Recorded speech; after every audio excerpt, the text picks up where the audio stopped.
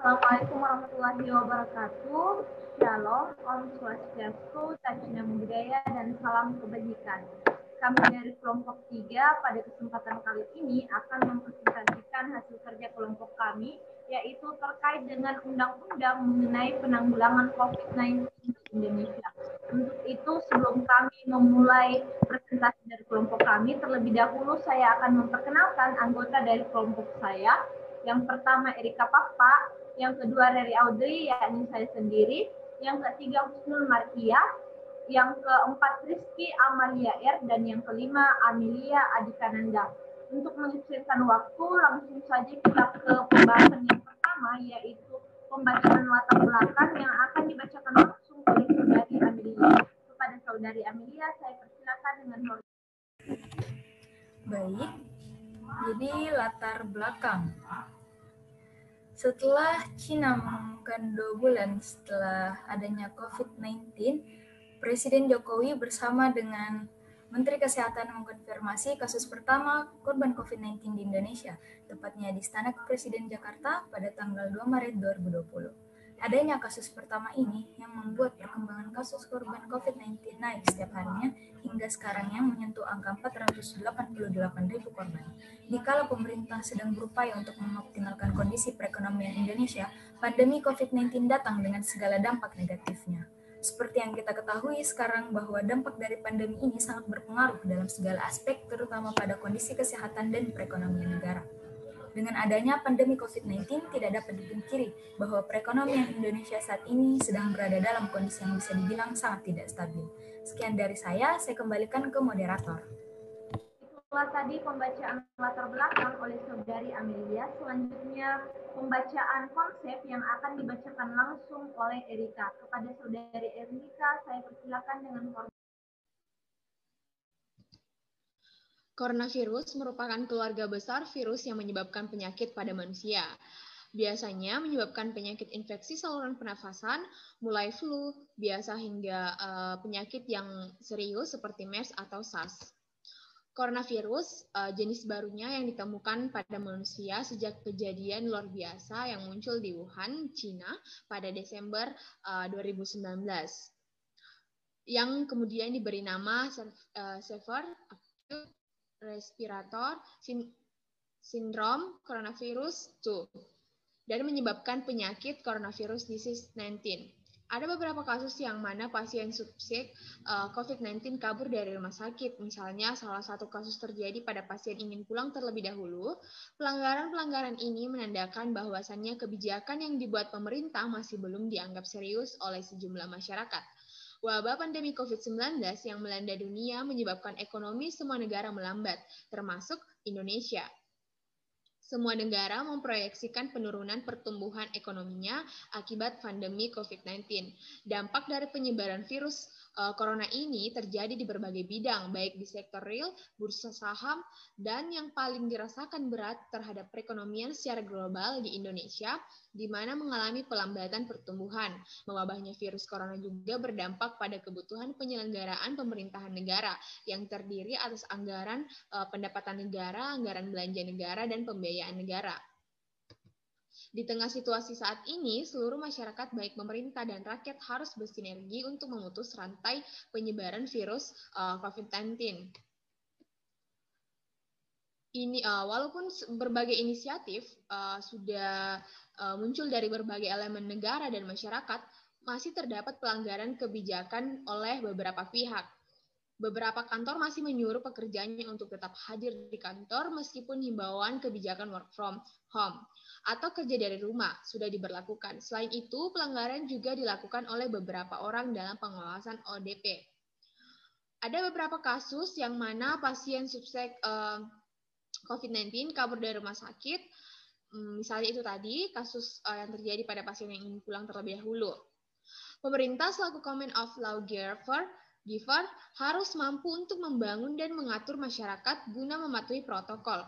Untuk menyelesaikan permasalahan ini, di Indonesia pemerintah sudah banyak mengeluarkan regulasi baik berupa undang-undang, peraturan pemerintah, peraturan pengganti undang-undang, peraturan pemerintah, dan perda. Misalnya, Peraturan Pengganti Undang-Undang Nomor 1 Tahun 2020 tentang Kebijakan Keuangan Negara dan Stabilitas. Sistem keuangan untuk penanganan pandemi COVID-19 atau dalam rangka menghadapi ancaman yang membahayakan perekonomian nasional dan stabilitas sistem keuangan yang kemudian ditetapkan menjadi Undang-Undang Nomor 2 Tahun 2020. Adapun bunyi dari pasal 1 Perpu nomor 1 tahun 2020 yaitu untuk memenuhi kebutuhan penyelenggaraan pemerintahan negara disusun dalam APBN yang terdiri atas anggaran pendapatan negara, anggaran belanja negara, dan anggaran pembiayaan. Yang kedua, untuk melaksanakan anggaran pendapatan belanja atau negara APBN sebagaimana dimaksud pada ayat 1 telah ditetapkan Undang-Undang Nomor 20 Tahun 2019 tentang anggaran pendapatan dan belanja negara tahun 2020. Yang ketiga, untuk melaksanakan anggaran APBN sebagaimana dimaksud ayat 1 dan 2 dalam rangka penanganan pandemi COVID-19 atau untuk menghadapi ancaman yang membahayakan perekonomian nasional. Yang keempat, kebijakan keuangan negara sebagaimana dimaksud pada ayat 3 meliputi kebijakan pendapatan negara termasuk kebijakan di bidang perpajakan, kebijakan belanja negara di bidang keuangan daerah, dan kebijakan pembiayaan. Saya kembalikan kepada moderator. Setelah tadi pembacaan konsep oleh Saudari Erika, selanjutnya pembacaan mengenai realita yang terjadi saat ini yang akan dibacakan langsung oleh saya sendiri.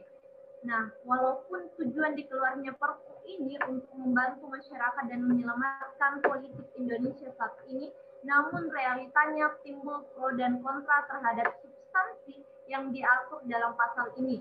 Misalnya, pada pasal 27 ayat 1 yang berbunyi, biaya yang telah dikeluarkan pemerintah dan atau lembaga anggota KSSK dalam rangka pelaksanaan kebijakan pendapatan negara termasuk kebijakan di bidang perpajakan, kebijakan belanja negara termasuk kebijakan di bidang keuangan daerah, kebijakan pembiayaan, kebijakan stabilitas sistem keuangan, dan program pemulihan ekonomi nasional merupakan bagian dari biaya ekonomi untuk penyelamatan perekonomian di krisis dan bukan merupakan kerugian negara. Dalam pasal 27 ayat 2 yang berbunyi sebagai berikut. Anggota KSSK, sekretaris KSSK, anggota sekretaris KSSK, dan pejabat atau pegawai Kementerian Keuangan, Bank Indonesia, Otoritas Jasa Keuangan, serta lembaga penjamin simpanan dan pejabat lainnya yang berkaitan dengan pelaksanaan peraturan pemerintah pengganti undang-undang ini tidak dapat dituntut baik secara perdata maupun pidana jika dalam melaksanakan tugas didasarkan pada itikat baik dan sesuai dengan ketentuan peraturan perundang-undangan. Nah, selanjutnya pembacaan mengenai masalah yang akan dibacakan oleh Saudari Rizky. Kepada Saudari Rizky, saya persilakan. Terima kasih atas kesempatan yang telah diberikan oleh moderator.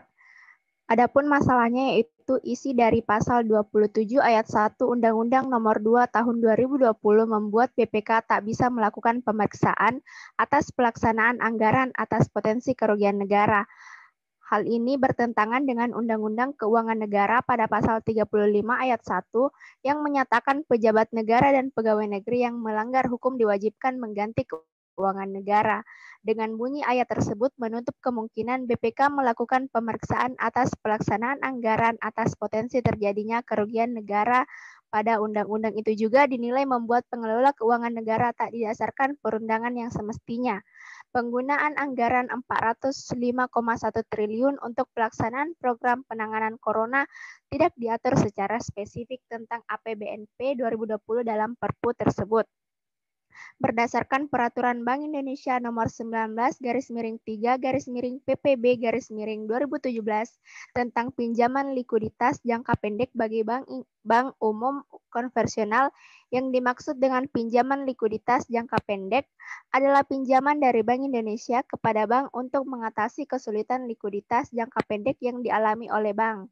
Sedangkan kesulitan likuiditas jangka pendek adalah keadaan yang dialami oleh bank yang disebabkan terjadinya arus dana masuk yang lebih kecil dibandingkan dengan arus dana keluar dalam rupiah yang dapat membuat bank tidak dapat memenuhi kewajiban giro wajib minimum atau GWM. Sekian, saya kembalikan kepada moderator. Selanjutnya pembacaan mengenai solusi yang akan dibacakan oleh Saudari Husnul. Kepada Saudari Husnul, saya persilakan dengan hormat.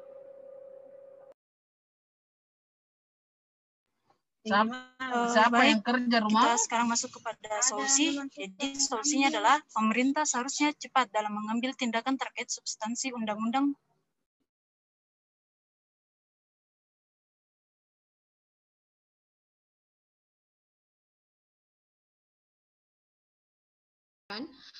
solusinya ialah pemerintah seharusnya cepat dalam mengambil tindakan terkait substansi Undang-Undang Nomor 2 Tahun 2020 yang kontroversial ini.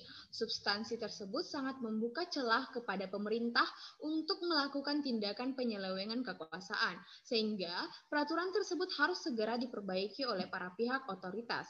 Bergulirnya wacana reformasi sistem keuangan di tengah pandemi virus corona memantik ragam pendapat.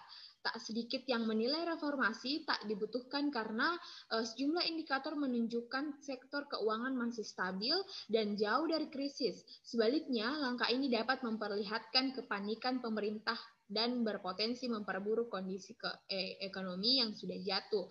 Kalaupun pemerintah dan DPR memang ingin mereformasi sistem keuangan, adalah dengan menambah kewenangan bangsa Indonesia bisa turut mendorong perekonomian. Bukan hanya menekan laju inflasi seperti saat ini, mengingat inflasi sekarang sudah rendah dan mengarah kepada deflasi. Tambahan kewenangan bangsa Indonesia misalnya membuat aneka macam kredit lainnya di era Orba. Saat itu bangsa Indonesia bisa memiliki program kredit investasi kecil, kredit mahasiswa Indonesia, dan kredit profesi guru, kredit koperasi, dan lain sebagainya. Saya kembalikan kepada moderator. Setelah tadi pembacaan mengenai solusi, selanjutnya kita melangkah ke pembahasan yang terakhir, yaitu kesimpulan dan saran yang akan saya bacakan langsung.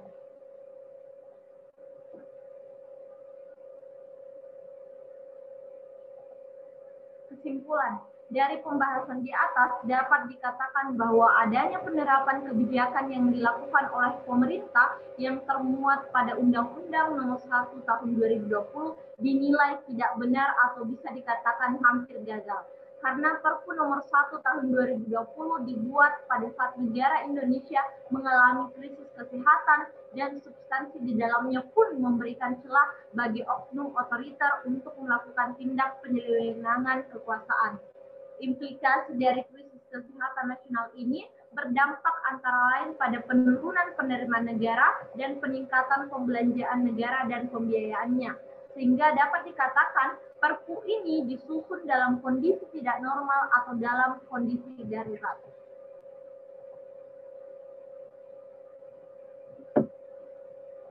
Selanjutnya saran. Kami mengharapkan di masa yang akan datang, pemerintah dapat mengambil keputusan terkhusus di masa pandemi dengan cepat dan efisien. Pemerintah diharapkan mampu dalam mewujudkan pengambilan keputusan secara terpadu dan cepat serta tepat berdasarkan musyawarah untuk mufakat dan tidak serta-merta hanya mengambil kebijakan untuk sekedar memenuhi kewajiban. Nah, itulah tadi hasil presentasi dari kelompok kami. Selanjutnya kepada teman-teman yang ingin bertanya, silakan menyimak alur pembelajaran yang ada di sekolah. Lebih dan kurangnya mohon dimaafkan. Wassalamualaikum warahmatullahi wabarakatuh.